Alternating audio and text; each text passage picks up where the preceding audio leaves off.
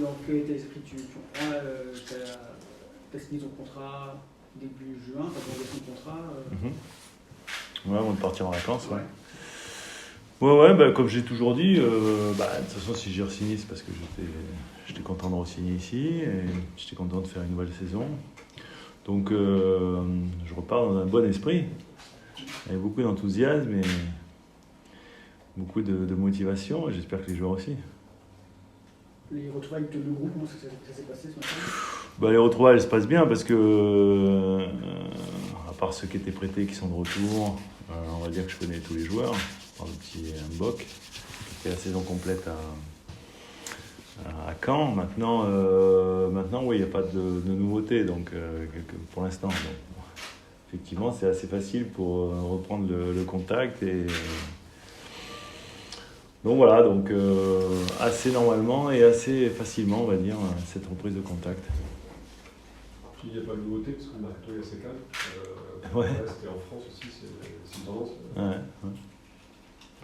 Ouais, non, c'est vrai qu'on voit qu'il y a peu de choses qui se passent, à part les clubs qui ont beaucoup de moyens pour pouvoir prendre des joueurs qui satisfont les clubs qui les vendent. Donc comme c'est pas le cas de Brest, effectivement, c'est plus tranquille. Par rapport à ce que tu recherches, on a vu que Greg, déjà au mois de juin, là, il vous manque des latéraux, des attaquants, des terrains pour Paris.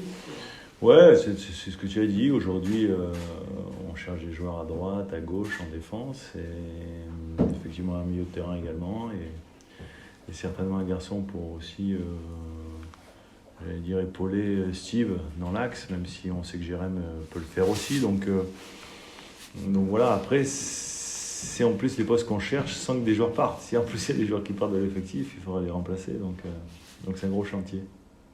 Je préfère être à ma place qu'à la place de Greg. Donc, comme j'ai fait son travail, je sais ce que c'est. Donc. Ça t'inquiète, ce mercato un peu compliqué, à démarrer en tout cas, t'aimerais bien voir tes joueurs plus rapidement Ouais, non, mais il est évident. Et après, c'est, j'allais dire, le discours de tous les entraîneurs. On va avoir les joueurs rapidement pour travailler. Mais est-ce que Brest peut se permettre d'avoir les joueurs rapidement? Le problème, c'est ça. C'est qu'aujourd'hui, c'est pas possible. Donc, il faut bien travailler avec ceux qui sont là. Et puis, s'il y a des joueurs qui arrivent, on les intégrera petit à petit. Donc, c'est évident. Hein. Moi, si tu me demandes le scénario idéal, je te dis oui, je veux avoir mes 20 joueurs à la reprise. Mais bon. Je n'aurais pas signé à Brest si je n'étais pas conscient de tout ça aussi. Donc voilà. Est-ce que tu as quand même fixé des noms intransférables selon toi Le problème, c'est qu'aujourd'hui, c'est pareil. Est-ce que Brest peut se permettre de déclarer des joueurs intransférables? Non, parce que s'il y a des offres qui satisferont le club, il y a des joueurs qui partiront. C'est le quotidien de clubs comme le Stade Brestois, et puis il y en a quelques autres comme ça en France. Donc voilà, aujourd'hui, qui en France peut garder ses joueurs? Le Paris Saint-Germain, peut-être l'OGC Nice aujourd'hui, mais il y en a peu en fait, allez, 3-4. On voit Lens qui finit deuxième du championnat et qui risque de perdre des joueurs importants. Donc bon, pour l'instant ils ne sont pas encore partis, mais bon, et alors qu'ils jouent la Champions League, et alors qu'ils... Donc non, on va faire du mieux qu'on peut avec nos moyens, et de toute façon c'est l'ambition et c'est le quotidien de ce club. Comment se passe la relation avec Greg? Tu lui proposes des noms? C'est lui qui te souffle des noms? Non, c'est des échanges. Lui, avec sa cellule, il travaille au quotidien. Moi, je me doute bien que je passe pas mes journées à regarder les joueurs en plus, parce que bon, il y a assez de travail comme ça. Donc non. C'est des échanges. Il me propose forcément plus de joueurs lui de son côté, et puis après moi je regarde, on échange. Après il peut arriver qu'aussi par rapport à mon réseau je puisse avoir des idées, des joueurs aussi, et puis après donc c'est un échange quotidien. Maintenant aujourd'hui on est limité par nos moyens financiers, quoi. Donc les joueurs que l'on peut aujourd'hui cibler, soit c'est des joueurs que les clubs veulent vendre, qui ne veulent pas prêter. Et s'ils ne les vendent pas, après, effectivement, d'ici dans le mois d'août et tout ça, quand ça arrive à échéance, il y a des clubs après qui se résolvent à faire des choses qu'on souhaitait dès le départ. Mais pour l'instant, c'est pas le cas. Donc pour l'instant, on est un peu en stand-by. Il y a des joueurs qui étaient en fin de contrat. Koudé a prolongé, c'était ce matin. Ouais. Là, est-ce qu'il y a du neuf? Je sais que pour Kenny, ça discute, et pour JK, j'ai gardé le lien avec lui pendant les vacances. Pour l'instant, il n'a pas trouvé son projet, donc c'est encore en tous les cas des joueurs qui pourraient effectivement revenir, mais bon, on est loin encore du compte, donc pour l'instant, c'est hypothétique. Est-ce que toi, tu as acté l'éventuel départ de Franck Honora, ou tu fais une croix? Moi, j'ai acté rien du tout. J'ai acté rien du tout. J'espère garder tous les bons joueurs que j'ai, et Franck fait partie, donc à partir de là, j'ai rien acté. Après, si un club qui a des moyens financiers vient avec une offre que le club ne pourra pas refuser, c'est ce que je vous ai dit tout à l'heure, ça sera difficile de le garder, surtout que je crois qu'ils l'ont gardé l'année dernière, qu'ils ont une espèce de gentleman agreement entre eux, pour un certain montant que je ne connais pas, mais bon, donc voilà, donc à partir de là, je suis quand même au courant de ça, quoi. Donc j'ai rien acté, mais bon, après, si tous les meilleurs joueurs peuvent rester, je suis plutôt preneur. Par rapport aux deux retours de prêt, Yanga et Axel, tu comptes sur eux pour la saison prochaine? Ben écoute, pour l'instant, ils sont en effectif, effectivement. Petit Axel, il m'a montré des belles choses avant qu'on le prête pour son bien, je pense, à Concarneau. Puis en plus, il a fait une montée, donc c'est quand même, pour un début de carrière, c'est quand même sympa. Je crois que là-bas, le fait qu'il ait joué beaucoup, c'était quand même mieux que... Égoïstement, j'aurais pu le garder parce qu'il avait montré quelques séquences intéressantes quand je l'avais fait rentrer, tout ça, notamment à Toulouse, notamment sur certains matchs. Et c'est vrai que je pense qu'il nous aurait rendu service sur la deuxième partie de la saison, qu'il aurait à un moment donné eu des moments où il aurait joué. Mais après, il faut aussi penser à l'épanouissement des joueurs et au futur du club. Aujourd'hui, il peut être un joueur pour le futur.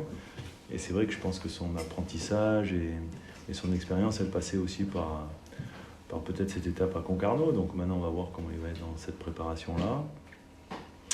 Puis on jugera, mais en tous les cas, s'il a encore progressé, forcément, ça peut être un garçon qui peut nous rendre des services.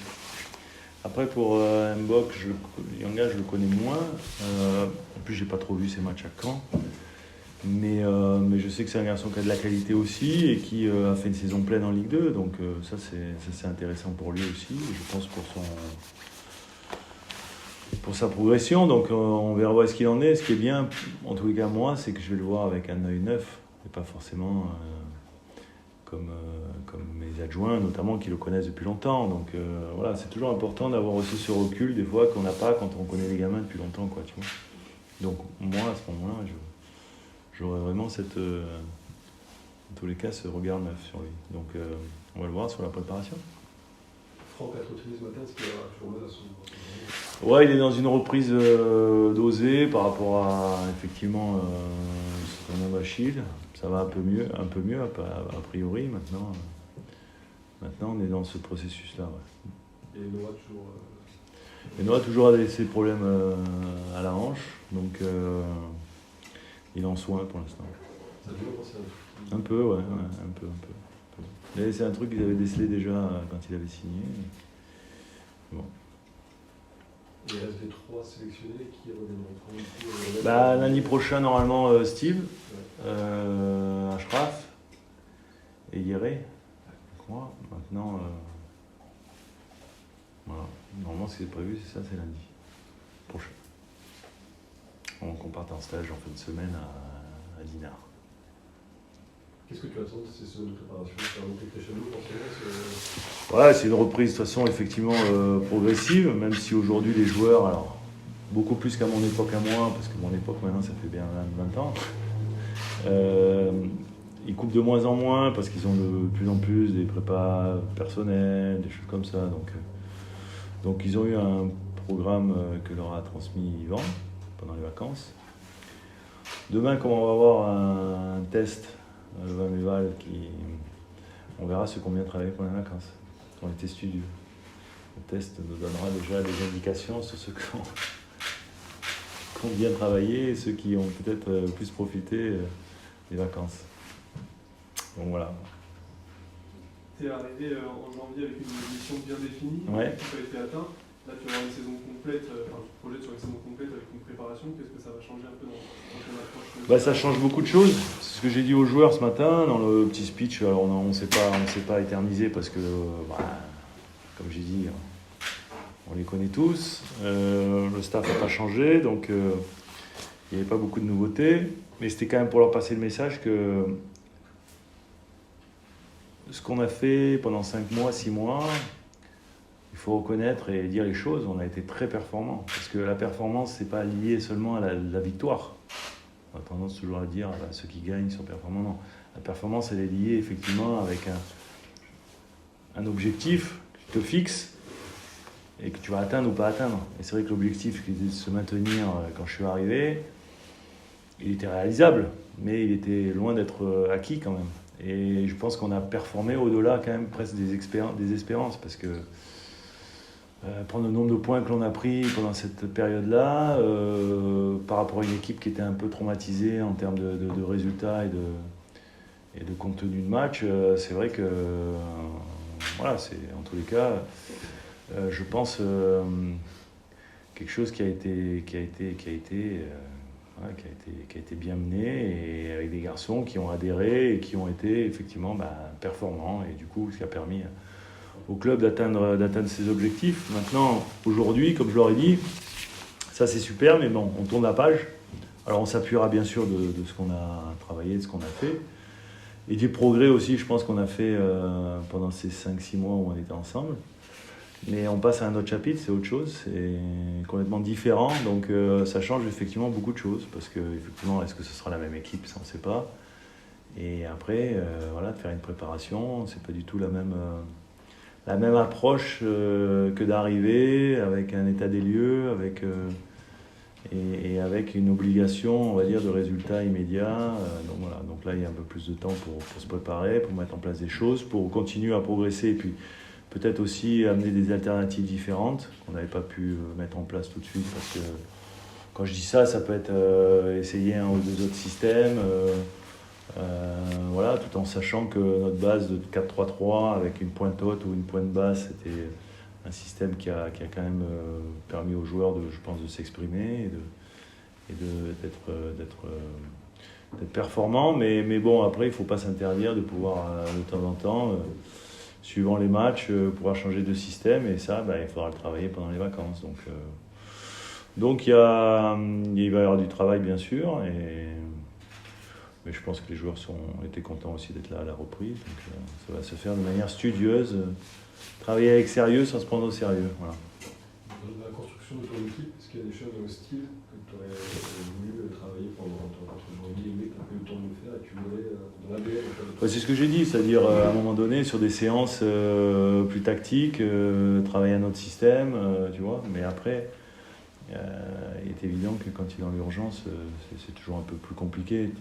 Moi, ce que j'ai voulu, c'est déjà amener beaucoup de simplicité, recréer du lien avec les joueurs au départ, mettre un cadre sur ce qu'on allait mettre en place, qu'ils se sentent à l'aise dans ce cadre-là. Il s'est avéré que c'était ce 4-3-3 parce qu'on avait les joueurs aussi pour l'animer. Et voilà, donc c'est vrai que moi je pars du principe, et surtout dans des clubs comme Brest, où tu peux pas te permettre d'acheter 15 joueurs chaque année et d'avoir les moyens de réellement prendre les joueurs que tu veux. Il faut que tu t'adaptes aux joueurs que tu as sous la main.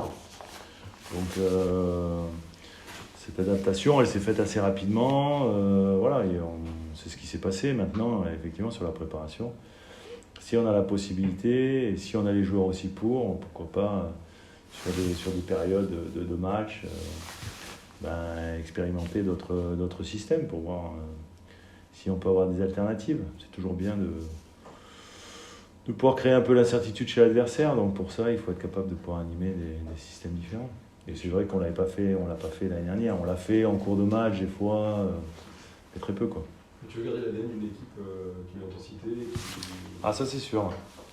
Je veux garder l'ADN d'une équipe qui correspond au public ici, à ce qu'ils ont envie de voir, c'est-à-dire une équipe qui est dynamique, qui met du rythme, qui s'engage, qui se projette, voilà, qui joue au ballon, tout simplement. Donc, on a vu aussi, entre les premiers matchs quand je suis arrivé et les derniers matchs, qu'il y avait une réelle évolution dans le jeu, dans le contenu. Au début, il a fallu se rassurer. Il a fallu peut-être avoir un bloc équipe un peu plus bas pour se sentir bien costaud tous ensemble. C'est ce qui a permis sur nos 5 premiers matchs, je crois, de ne pas perdre. Puis après, l'équipe, avec les résultats, avec la confiance, voilà, on l'a fait remonter sur le bloc équipe, on l'a fait remonter sur le terrain. Et c'est vrai que même sur le match de Marseille, on était beaucoup plus haut qu'au début de l'aventure. Donc voilà, tout ça, c'est des choses positives. Ça ne veut pas dire que d'un coup, on va se retrouver avec une équipe qui va jouer à 50 mètres de leur but et qui va garder la possession du ballon pendant 90% du temps. Parce que je pense qu'aujourd'hui, c'est toujours un rapport de force, le foot, et qu'il y a quand même beaucoup plus d'équipes qui sont supérieures à nous que l'inverse. Mais bon, voilà, en tous les cas, je veux une équipe toujours qui prend sa chance à fond et qui effectivement est capable de bousculer sur un match n'importe quelle autre équipe. Donc ce sera l'ambition de cette saison. Pour revenir à Couder, est-ce que c'est un numéro 2 ou est-ce que tu cherches un gardien numéro 2 comme Lascelles? Non, pour l'instant, on est parti avec Greg comme numéro 2. Après, on sait que c'est un numéro 2 que quand il est mis en situation. Donc si à un moment donné, il doit relever Marco pour une raison ou pour une autre, blessure ou autre, suspension, ben, ça sera effectivement à lui de faire ses preuves à ce moment-là.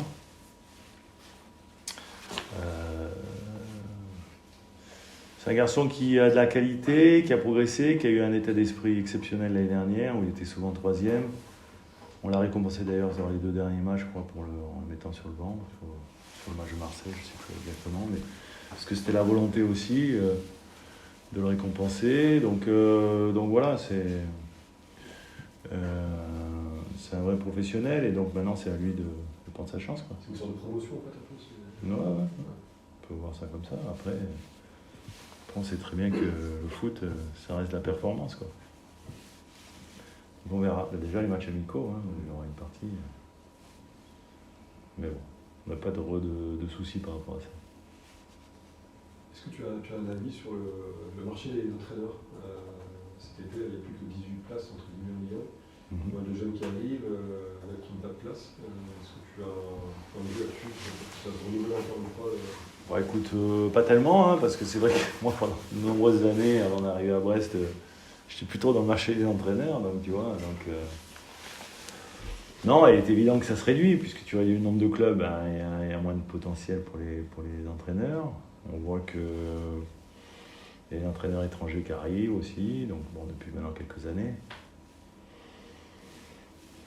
Non, j'ai pas un avis très clair là-dessus.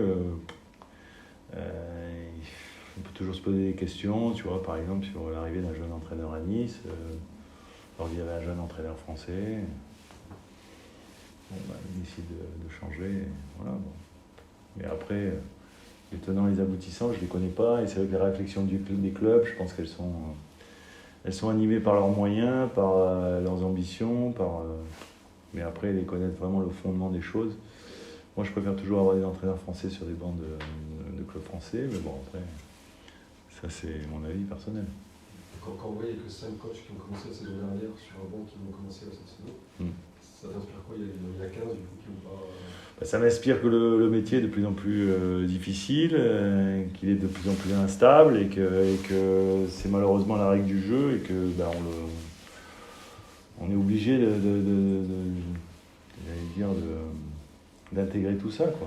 Et qu'aujourd'hui, je sais que moi, pour ma part, ça a très bien marché pendant 5 mois, mais on sait que ça peut être vite dans l'autre sens aussi, donc il faut être...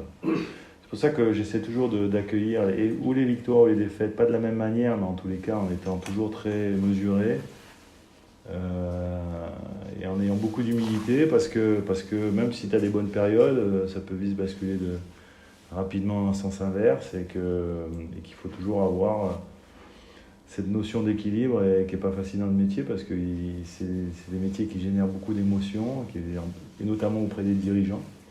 Et on savait que l'année dernière, avec la descente, le championnat avec 4 descentes, forcément ça allait rebondir sur les entraîneurs, et c'est beaucoup les entraîneurs qui ont trinqué. Mais c'est la règle du jeu, c'est comme ça. Donc voilà, après, soit on adhère pas, mais en tous les cas, on sait que c'est comme ça.